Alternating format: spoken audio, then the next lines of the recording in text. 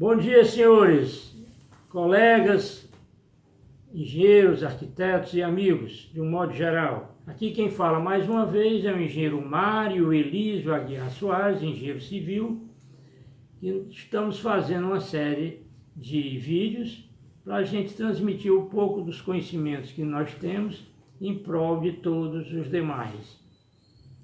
Já gravamos 15 vídeos.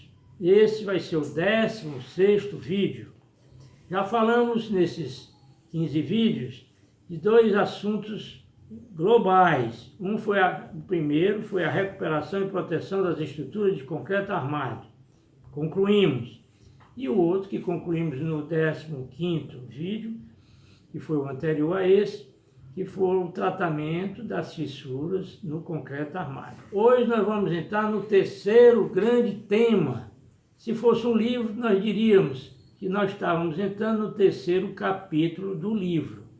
O título desse terceiro grande tema, que também é muito interessante e muito interligado com os outros dois assuntos que nós falamos, o título é As propriedades, funções e classificação dos selantes. Está bastante interligado ao tratamento das fissuras e bastante ligado à recuperação e proteção das estruturas de concreto, que foram os dois grandes assuntos anteriores. Dessa vez, nós vamos esmiuçar os selantes, que já falamos, já conhecemos de certa forma, razoavelmente. Vamos inicialmente começar, como eu disse, pela conceituação do que vem ser um selante. Selante ou mastique são materiais que isolam do ambiente externo as aberturas presentes nas juntas de dilatação, opondo-se ao ingresso de água, do ar e de sujeira, que são as partículas sólidas.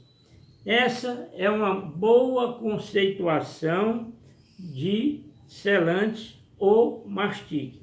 Mas temos outra boa definição de selante. Os selantes são composições pastosas usadas para calafetar, entre parênteses, mesma coisa de selar, juntas de dilatação, fissuras e furos, etc. Ao secarem, deve formar um material dúctil e conservar a elasticidade por tempo indeterminado. Então essa é a segunda grande definição de selante. Selante que a gente já conhecia bem nos capítulos anteriores. O selante não pode aderir ao fundo da junta. Isso a gente já tinha visto quando estudou as fissuras no concreto armado, quando a gente estudou o berço da junta de dilatação. Então o selante não pode aderir ao fundo da junta, para, com isso, garantir a capacidade de alongamento e de recuperação do produto.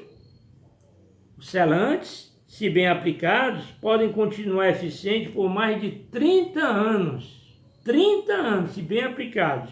Ao contrário, quer dizer, se mal aplicados, podem ficar ineficazes em poucos meses. Uma observação deveras importante.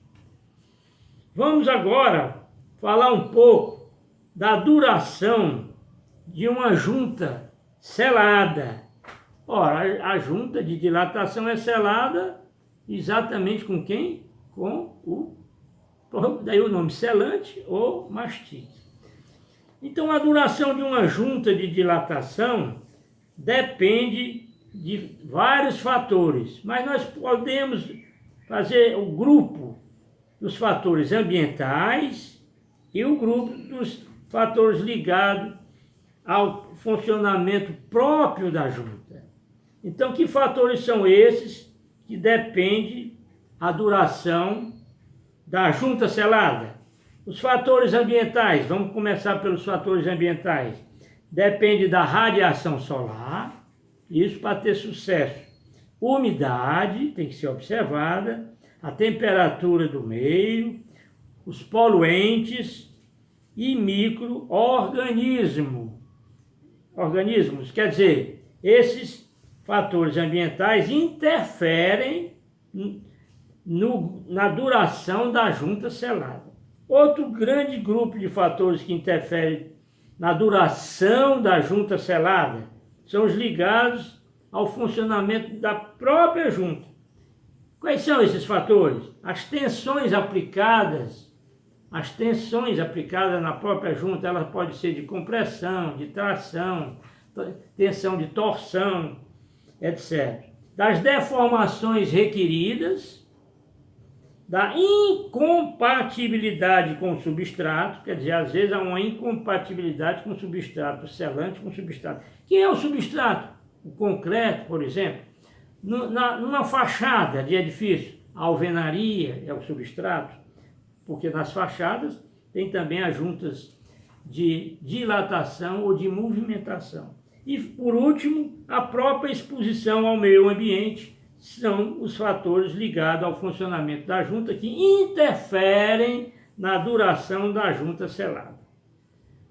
Continuando, vamos agora falar um pouco sobre fatores que determinam a escolha do selante a ser utilizado na junta de dilatação. Quer dizer, nós vamos agora verificar quais são os fatores determinantes para a escolha do selante a ser utilizado nas juntas, tá certo? Então toda junta precisa de um selante ou mastique.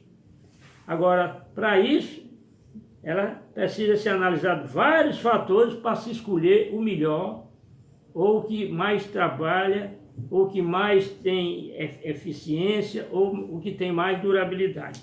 Quem são esses fatores?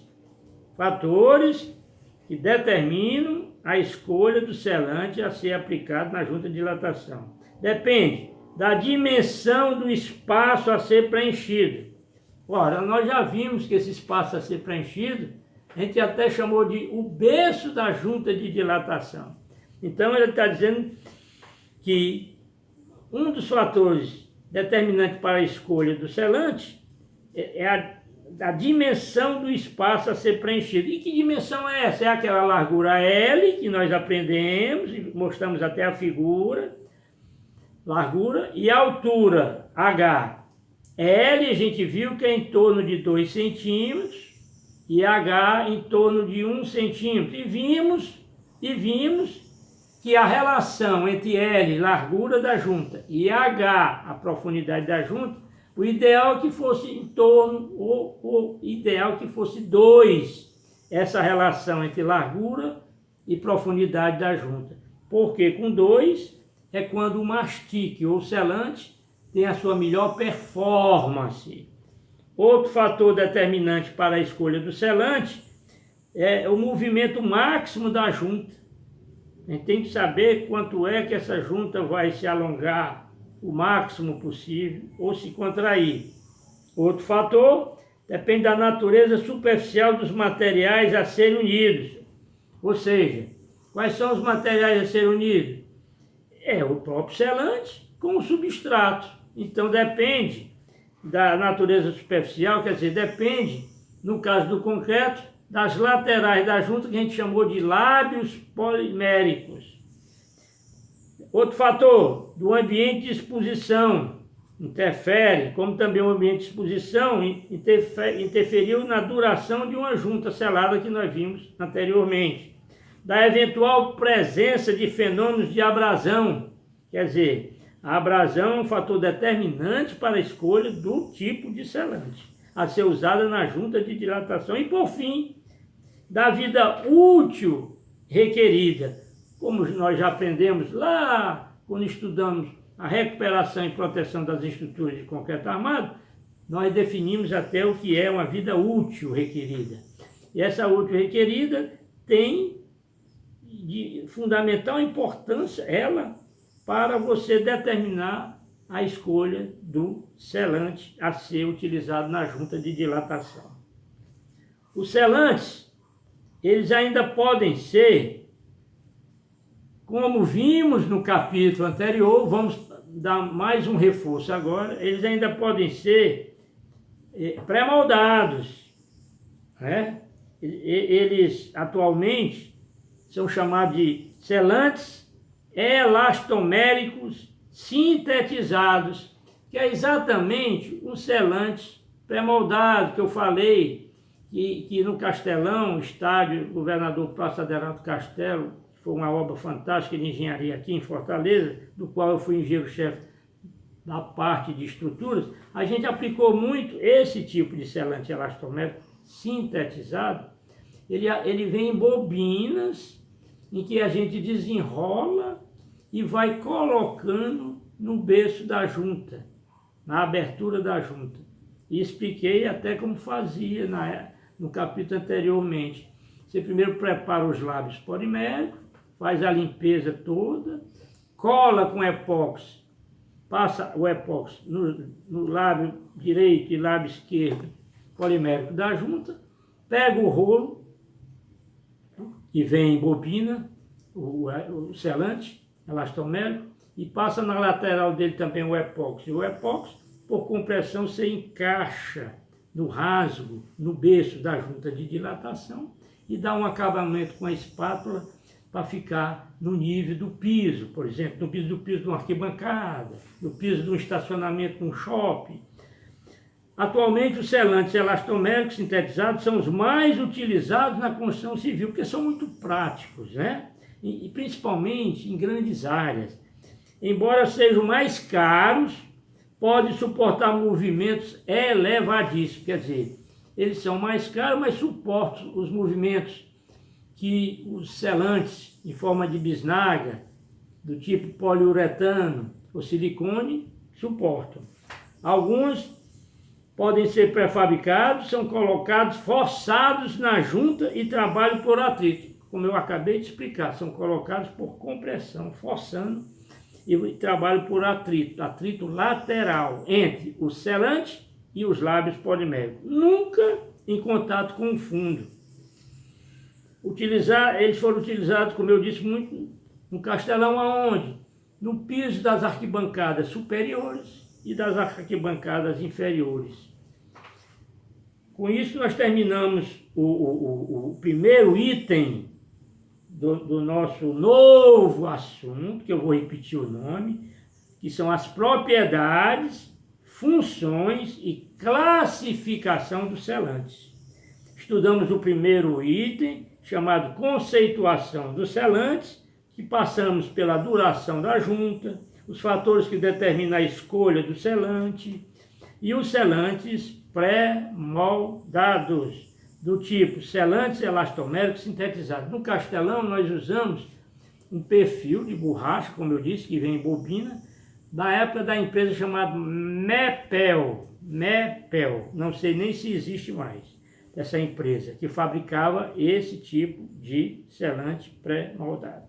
Vamos passar para o item 2 do mesmo assunto, que agora são os exemplos de selantes ou os tipos de selantes. São vários os exemplos de selantes ou tipos, né? Mas antes de passar para esse item 2, só para dar uma rápida recapitulada, o selante não só sela a junta, mas também a fissura. Serve até para... não só sela a junta, como sela a fissura. Só que sela a fissura mais através do selante de poliuretano e silicone. E quando for selar uma fissura fina, lembrar novamente de usar selante de baixa viscosidade, ou seja, de baixo CPS. Por quê? Porque quando a fissura é fina, ela pode ser maior ou igual a 0,1 milímetro, e aí tem que ser uma viscosidade baixa para ele poder penetrar nessa abertura mínima. Vamos então entrar os exemplos do selante, que é o item 2 do nosso novo assunto. Ou tipos de selante. Eu inicialmente vou falar dos mais utilizados na construção civil. São os poliuretânicos, que são próprios para selagem em contato permanente com água. Cada um tem suas características próprias. Nós estamos falando em exemplos de selantes ou tipos de selantes. E os dois principais, o primeiro são os poliuretânicos e o segundo são os silicônicos. Ainda nos poliuretânicos, eles sofrem grandes deformações admissíveis e são resistentes ao intemperismo. Então, essas são as características dos selantes poliuretânicos. Vamos agora falar do segundo grande tipo de selante que são mais usados na construção civil. São silicônicos. Eles endurecem por reação com a umidade do ar. Só com a umidade do ar ele já endurece. São constituídos pelas matérias-primas, o silício e o cloro. Bom, ainda temos alguns outros exemplos ou tipos de selantes que são menos usados na construção civil. São os polissulfetos. Esses endurecem ao ar só com o efeito da umidade. São os primeiros selantes elastoméricos utilizados em edifícios. Quer dizer, os primeiros selantes que foram usados na engenharia civil, nos edifícios, foram do tipo polissulfetos. Temos ainda o selante à base de látex, de polímeros acrílicos, que endurece por simples evaporação de água. O outro tipo, à base de betume, próprios para ambientes úmidos e com juntas com movimentos limitados. Ainda temos a base de borracha butílica, que endurece por evaporação do solvente e são resistentes a baixas temperaturas. E por fim, temos o outro grande exemplo ou tipo de selante, que são a base de resina alquídica. Como vocês veem, são vários os tipos de selantes. Repetindo, os principais são poliuretânicos e silicônicos, e os demais são menos usados na construção civil, mas, recapitulando, o primeiro usado na construção civil foram os polissulfetos. Com isso, eu encerro a minha primeira participação nesse 16º vídeo sobre o novo título, as propriedades, funções e classificação dos selantes.